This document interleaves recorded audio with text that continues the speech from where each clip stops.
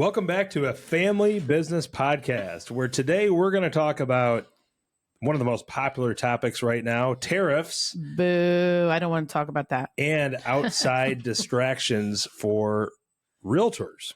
Isn't the world coming to an end because of tariffs? That's what everybody tells me. Well, that is the rumors. So let's just doesn't feel like that in our real estate business, though. I feel like we're having the best year ever. Does PT? not at all.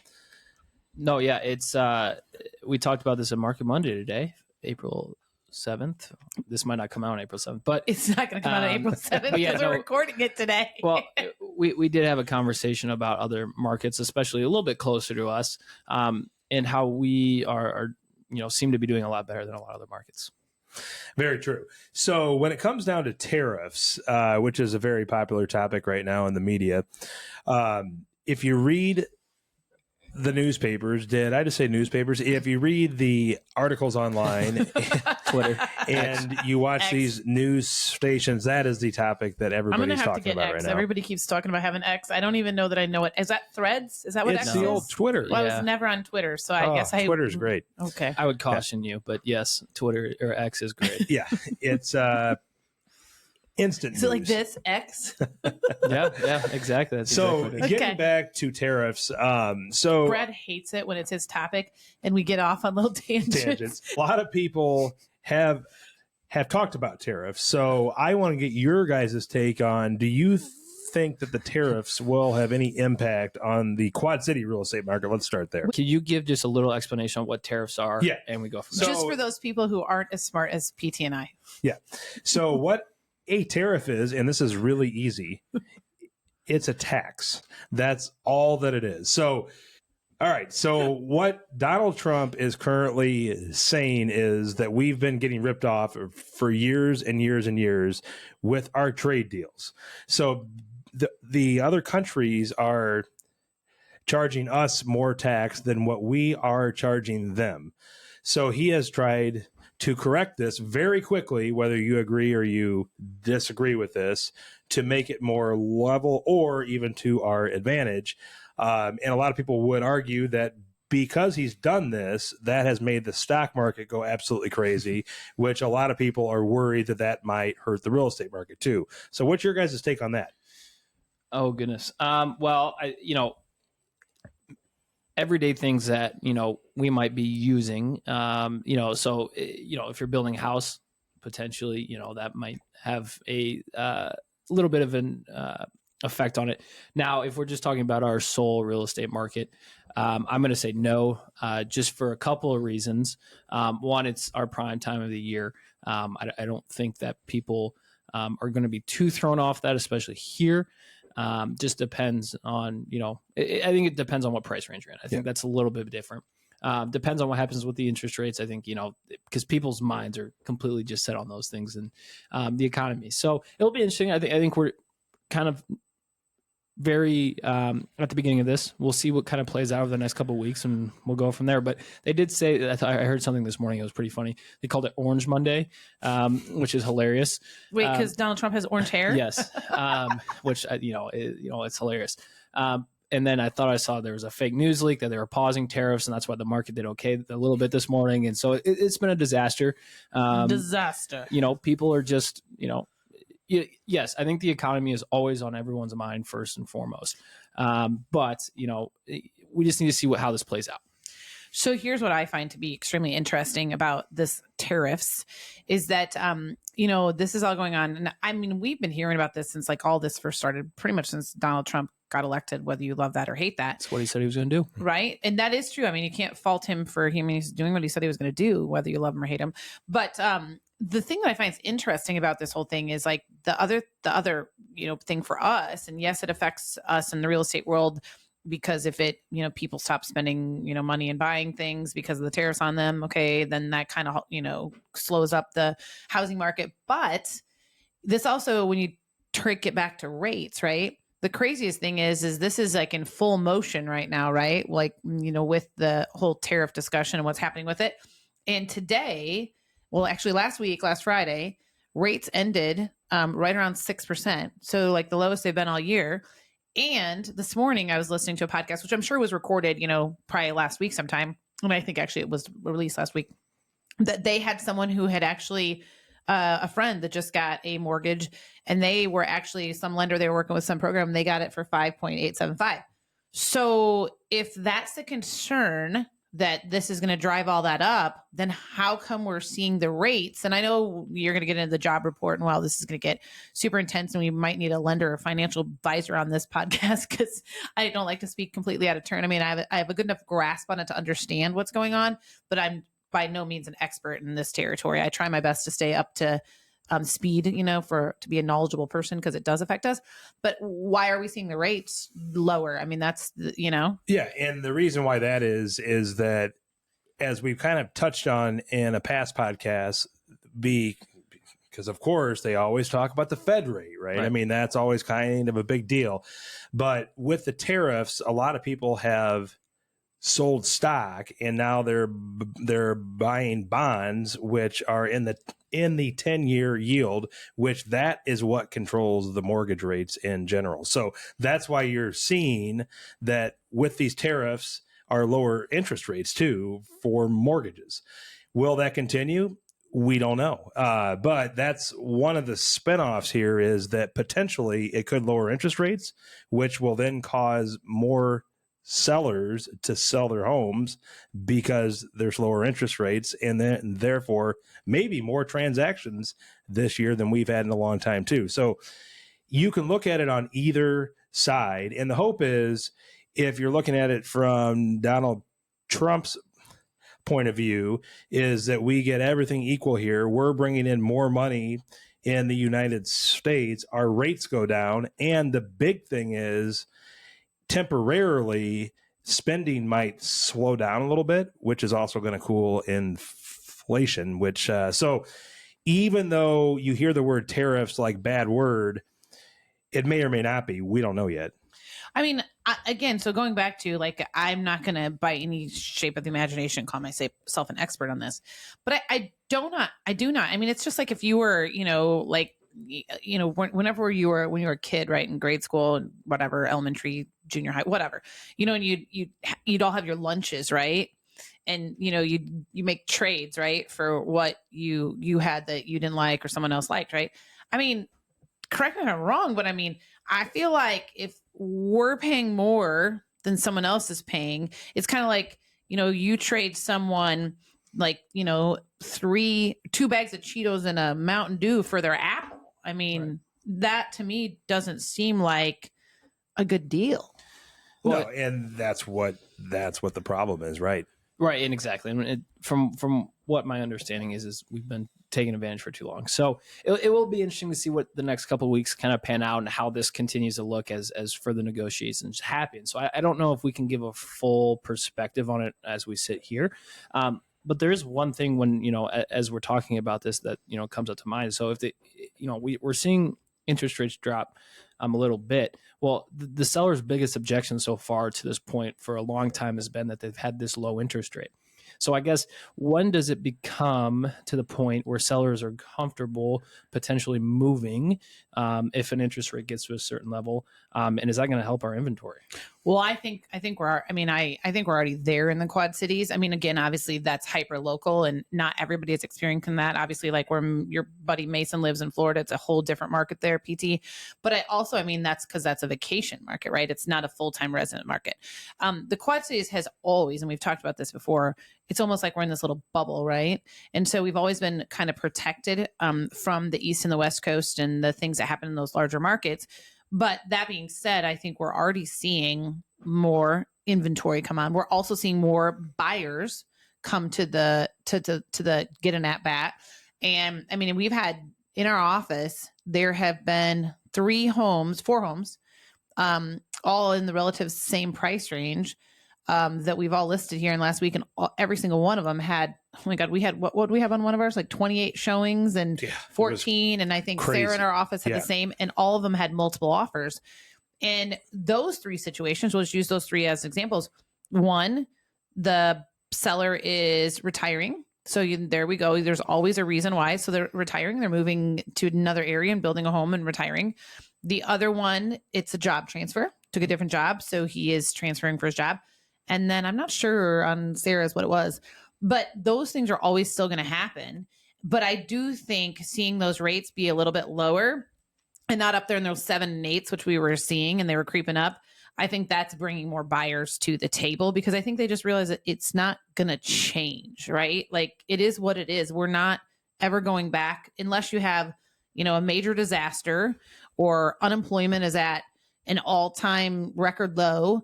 We're just not going to get that to happen, correct? Well, yeah, no, that's exactly right. And, that just came out a couple of days ago, maybe yesterday. I can't remember what day it was, but the jobs report was really good. So, Right. I mean, there's a lot of positives. And I think, the news media, they always want to spin everything as drama, right? So, yeah, I mean, no one likes losing a lot of money on their stocks. But guess what? You didn't lose anything unless you sold the stock. I say that to you all the time, Brad. And it's very true. When you check our stock market like every other day, and I'm like, it doesn't matter. We're not selling them. It's all paper value. That's all that really is right now. Well, yeah, exactly. And we're not financial advisors, but I mean, if you look at over time graphs of the stock market, there's always ups and downs, always, just like the real estate market and a lot of other things. But I know it's hard to put yourself in a person's perspective where that money means maybe a little bit more to them, or there's different uses for that money in the stock market. But yeah, it's quite an interesting thing, the spin that the fear has been put on. It totally is. And you watch, and I'm not making any guarantees. I'm not an economist and I'm not a financial advisor, but you watch, I'll almost guarantee you that in a month and a half or two, we'll have all of our money back on that paper. Yep. And we'll be just fine. And we go through these ebbs and flows. The market does not like unexpected. And even though Trump promised it, he came out strong and he did what he thinks is right. And we don't know whether it is or not. We will see. But more than likely, you're probably on paper going to have most of your money back very shortly. So, I mean, do you remember back in COVID too, Mm-hmm. when everybody was pulling their money out of the market, Mm-hmm. that we had a bad week, Mm-hmm. when in March of 2020. Well, that's another instance too where realtors freaked out again, right? I mean, so we're going to go through these just crazy things, and who knows what the next one's going to be, but it's going to happen. So that's why you have to just, as an agent, when you are representing your clients, you have to stop listening to the outside noise. Right. Well, number one, you need to stay educated on the topics yourself, just so that you have some understanding of what's happening. But then you need to really educate yourself on your local market, like you just said, and what's going on there. And the other thing I would say, which I heard this morning in a podcast I was listening to, like, the stock market's had its heyday, right, for the last couple of years, right? And in real estate, and I mean, again, I know there's markets where it's not as good as it has been, but our market is not one of those, right? And historically, home values continue to rise every year. I think there's 3 years. I'm not going to quote the 2 chart, years guys. since 1990, was it? Yeah, something like that. It was only one since 1990. It was 2007 or 8. Yeah, and it was in 93, I thought.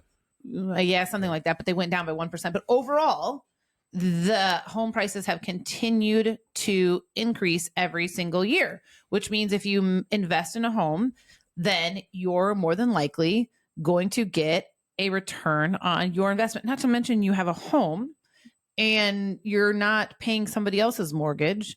I mean, it's all relative, right? Like, I mean, there was somebody that just messaged into our system and they were saying they were looking at condos somewhere on the Illinois side, I don't remember. And we thought they were looking to purchase. And then one of the agents on our team responded and I happened to catch it. And they're like, oh no, I'm not looking to purchase. I'm looking to buy, or I'm not looking to purchase. I'm looking to rent. And she was asking about properties that were $1,300 to $1,500 a month for rent. Yeah. I mean, you can buy a home like people. With that payment. Yeah. I mean, no, it's crazy the amount of rent. And that really happened during COVID where it just got so out of control with the cost of it. Yeah. But going back to what you're saying, I mean, I just think that we just gotta, like you said, put on your earmuffs a little bit, right? Like, everybody has a different opinion on what's going to happen. Last I checked, nobody has a crystal ball. I mean, if they do, please pass it on because I'd love to see it.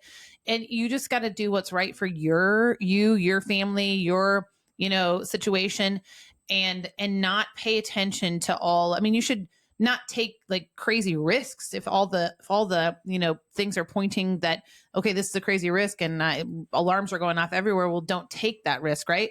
But if it makes sense for you in your situation, then that's what you should do, because what doesn't make any sense is these people, and people will say this, like, that have been just, staying in their homes because they're waiting for the rates to drop back to the, 2.5%, 3%, 3.5%. It's not happening. So you're just sacrificing your quality of life. What will happen when those rates drop, right? You're not buying a house anyway. Well, Yep. That's the thing. High home prices. We're already seeing that. And again, not to get into specifics on it, but the 3 homes that I was just talking about in our marketplace, literally they went for well over their list price. Right. So, okay, you had homes come to the market. The rates went down a tiny bit. That's what spurred. So those people are now just paying more for the home, which, I mean, still, I think, was a good price for all of them. But I'm just saying, it's like, that doesn't make any sense to me. Yeah. I mean, well, and the whole point of this whole podcast is agents so often get freaked out about everything that happens in the world. Do you remember when we were able to go to the next level was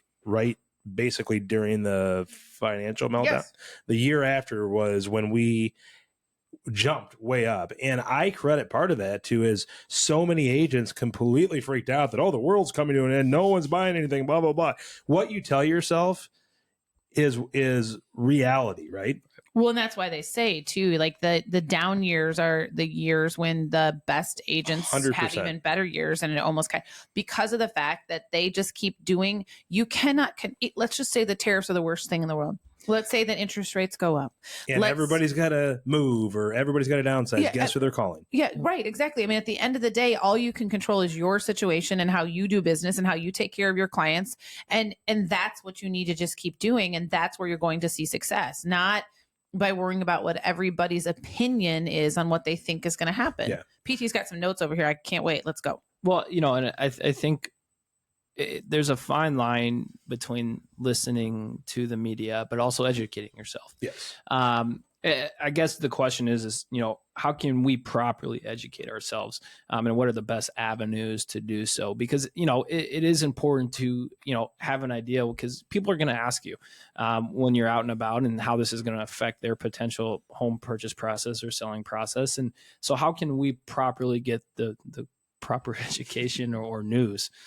Because it's tough nowadays. Yeah, no, I would agree with you. And when you get to economists, not to knock them, but they're usually somebody from Yale or somebody from wherever. That's never done anything except for be an economist. Well, and they're not actively out in the business world, That's right? what I'm saying. Yeah, so they're kind of like an appraiser, right? I mean, so they're a little bit behind we what's love all really of you going appraisers. on. We love you all. No. They're great, and you need these people though that they can take the data that's happening and they can make a prediction. Now that doesn't mean that they're always correct. I'd rather have an economist that is currently working actively out in the private sector rather than somebody that's, in a classroom that's just using data that's saying, well, this may or may not. You can go on to all these websites and you can find whatever you want on there. Yeah. That a lot of them, they're just predictions. Like, how many times have you read on there that the stock market's going to crash over the last 20 years? Yep. I mean, it's crazy. And even if it does go down tremendously for a week or so, it's going to bounce back. In the history of the stock market, the average a year that it has gone up is 8%. Now we have had some years where it's negative. Yep. But the average, just think about that. The average is around 8%. So I think you just gotta live your life, right? Yeah. I mean, and there's nothing wrong with Yale. It's a great university. I was just using that as an example. Right. It's one of those Ivy Leagues. Yep. Exactly. Yeah. And I think it's always funny to just see the reactions of everybody, because I mean, it's been building for a while, but it just kind of was sprung upon us. And over the weekend, you're on X, you're watching the news. I'm not or on whatever, X. and you just see everybody kind of just melting down, and and what did he call them? Oh goodness, the panic party, I believe. You don't want to be a part of the panic party, right? I mean, it's, once again, there's other circumstances why there might be that, but live your life. And Well, you that's like can't- the chart guy from Housing Wire when he was on a podcast a week ago or so, and he was saying, and he says this too. He's like, he calls them the doom and gloomers, right? So there's all these people, but at the end of the day, like, I mean, correct me if I'm wrong. I mean, I'm curious, listeners too. So if you have these economists and people, if all they did was get on and talk about sunshine and rainbows and how everything's wonderful, people would probably stop listening to them, right? So they almost have to have some doom and gloom into them to make it be interesting. But like the chart guy says, the data just doesn't support it. Yeah. Like, and like you had mentioned, it was History. either on one of our podcasts or when we were talking that, like, everybody's worried about when's this housing crisis going to happen. Well, I mean, it's hard to happen when you have so many people with so much equity in their homes, and the rate of foreclosures is so low right now. And it's that these people are just creating, well, they want viewership, but Listeners. I will say that news is good, that it like gives you what's going on, but you also, like you really said, PT, you need to do your own research too. well, and to go off of what you just said, Brad, the other part of that is like, so the actual stats, and I'm using round numbers here because I don't remember the specifics, but 2007, 2008, when that was all happening, the average homeowner had only like 39 or I'm sorry. The average homeowner had 85% value on their home. So they owed 84% of what their home was worth. Currently, the number's like 39% is what the people owe to the value of your home. People that have more than half of the value of their home in equity, they're not going into foreclosure. I mean, even if they miss a couple payments, let's say the world comes, they're not going, they could refinance and pull money out and they would at 6% or 7% and still be okay. It's just not, it's not going to happen. Totally not. And going back to Florida, let's say, great example. The leveling off of the values down there started well before this tariff thing, right? I mean, even before Donald Trump got into office. So, I mean, it's just all part of it. And we're lucky here in the Midwest, like you said, Andrea, that we're almost in a little, do you want to call it a bubble? Yeah, maybe. Where our values traditionally don't go way up and they don't go way down. They're very level. And like you said, when's the last year in the Quad Cities that we went down in value? Maybe 08. I don't know. I mean, and even that year, as I recall, it was nothing like it was in California and all the rest of these places. Well, and I also think too, to say, some people also think when you say that, well, that's ridiculous. I bought my house 2 years ago and I just tried to sell it and I didn't get back what I paid for it. Okay. Well, two things. Number one, did you overpay for it when you bought it? Because you sure as heck could have paid more than what the market was giving. I'm not saying you did, but you could have. And did you maintain your property? Right. That's a big thing. You can't buy a house, live in it for 5 years and not do a dang thing to it and think that it's going to go up in value. Does it happen? Sure. I mean, it can happen. But typically speaking, if you have glaring large, if your house needs a new roof, if it needs a new furnace, needs a new air conditioner, your flooring all needs replaced. I mean, people are going to account for that in what they give you for your home. So that's not a fair, assessment on what the market is doing. We're talking about overall averages based upon, sales data, not one particular person. So, I can't help it if you made a bad purchase. Right. You didn't hire the right realtor. Yeah. And, well, I think you nailed it on the head. I mean, maintaining your property. I mean, almost as simple as just, cleaning it and getting termite, get your termite once a quarter or whatever. I mean, those termite treatment. Termite treatment once a quarter. You always have to have the bug guy out. Yeah, right? the bug guy. So they know. Gosh. So they're looking for that stuff. Okay. Yeah. Side note, PT, and you already know the story. I cannot stand it when the bug guy, as Brad calls him, we don't have bugs, but we have a guy that comes to check your house for spiders and all those things once a month. That should be a great thing, right? Because you should do that for home maintenance. The problem is Brad forgets to put that on the calendar. It never fails. Probably, yeah. And this is a good reminder that our next one is, I just scheduled it today. I haven't put it on the calendar. It's on a Thursday at 4:00. I can't remember what the date is. It never fails. Thanks for the reminder. I'm full on in a Zoom meeting or a call. I have my AirPods in. We have 2 Labrador retrievers. All of a sudden, they're going crazy. I'll pull up the camera on my phone. Guess who's standing Bug at my guy. front Yeah, door? bug Guess guy. who's nowhere to be found? Brad. He's at some appointment somewhere. Anyway, we digress. Yes, no doubt. But no, I think that's the biggest thing too. Maintain I mean, your property. you have to put some And effort put your bug guy to on the maintaining the price of your home, right? Yeah. I mean, it's not just going to sit there and grow in value, not to the point where you improve and maintain. That's 100% Well, right. it's no different than the stock market, okay? So like if you just stuck some money and just want, like you picked a random stock, okay, buy some real stock. Throwing darts. You just Throwing throw darts. it in there, buy 100 shares of some stock. You did it like 20 years ago. Real wasn't in existence, but and then you do nothing, you don't watch it, and then you are 100 years old and you decide you want to sell it. I mean, it could be worth more, it could be worth less. The company could have went out of business. I mean, Yeah. I don't know. You have Yeah. to pay attention to it. You made an investment, so Yeah. maintain it. Yeah, you always have to pay attention to what's going on. And going back, really, I mean, when I look at realtors, I mean, just don't listen to the outside noise. People are always going to have to buy and sell. I mean, that's really the biggest thing. And I still think, regardless of the tariff thing or whatever, that this year is going to be one of the best real estate years in the history of our country, because the rates, more than likely, I'm not an economist again. You don't have a crystal ball I did not go to Yale, but I or do. Dartmouth.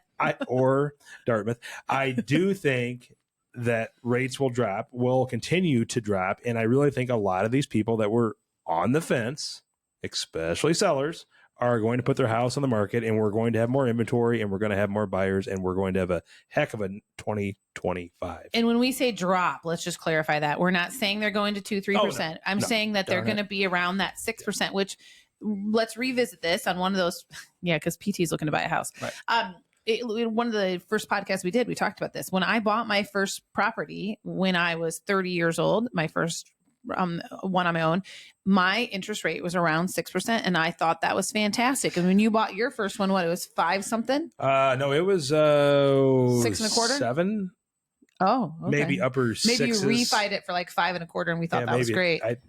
But I mean, just think about that. Like, we didn't know any differently, Yeah, right? And so, and they were talking about that too, is that it was in the 80s when the market crashed. Yeah, that was in the The early interest 80s. rates were at that point like 12, 13, 14, 15%.